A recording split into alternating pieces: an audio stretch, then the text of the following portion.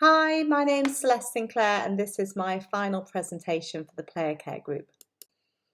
The assignment I've chosen is with regards to a former world champion, so looking at a first team player who's already a world superstar, so already has a huge fan base, already has lots of experience in moving clubs, is a higher value player, is older.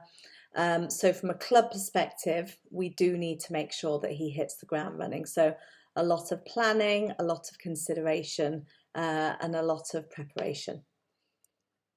So I've started this with a player care lead approach with a framework. So the balance is critical here. So if you are proactively onboarding a player, you will always have a bespoke process. It's not one process fits all. So whether you have a player who's just coming through from the academy with their first professional contract, or you have, a former world champion, you will have a gatekeeper mentality and you will always strive to have an informed, best-in-class approach. So the balance here of the player care lead is you have to maintain the understanding of the club needs, whether it's financial, whether it's performance of the player, whether it's the reputation, and the player. So the player essentially is a human. They need support, they have individual needs, and they also, some of them have a personal brand, so they have expectations. So from a first team approach, it's usually more operational because they've already grown through the process. So it's about protecting their well-being and really reducing their off-the-pitch stress. So whether that's family, whether it's personal, and that in turn increases their focus and their performance on the pitch, which essentially reduces the losses for the club investment. And the player care lead also maintains that awareness of those players and their well-being and their welfare, and they can flag that internally if they have any concerns. So it's important here to understand what the assumptions are of this first team player. So we know he's coming from overseas and it's his first time playing in the UK. He's older, he has a family, he has pets, so that brings additional needs.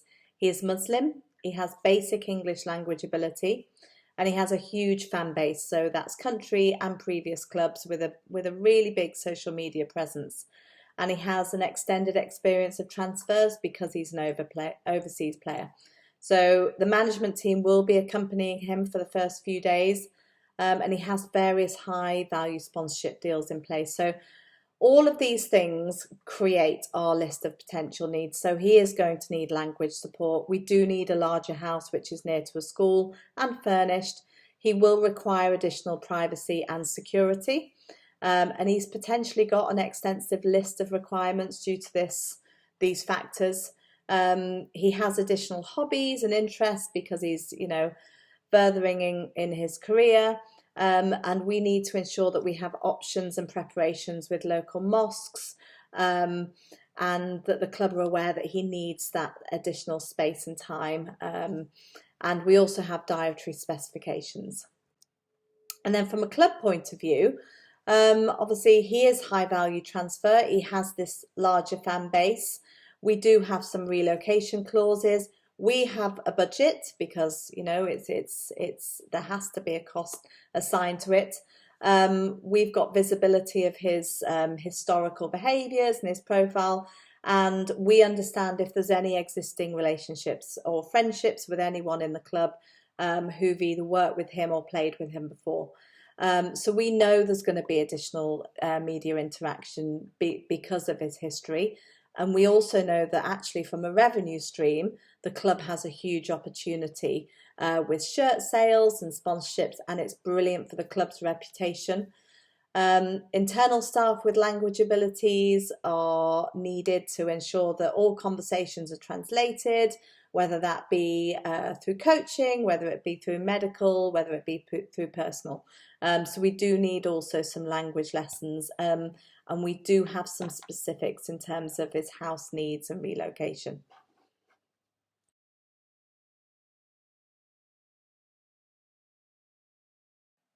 So these first 24 hours of onboarding are prepared. There's a full proactive approach. So we already understand who the player is and we understand what the club's needs are. So we have a defined checklist. So For example, we will be sharing a player profile with colleagues within the club, senior staff, etc., with his professional information, but also some personal information, so they can welcome him with these, friendly conversations, and that helps with the welcome. There will be a player pack, which gives him all of the information about what's available locally, and his family can utilise this. The planning from the minute he lands on that plane through to arrival at the training ground, the operational coordination with the media team, making sure that his kit is ready for all photography and social media filming is all prepared.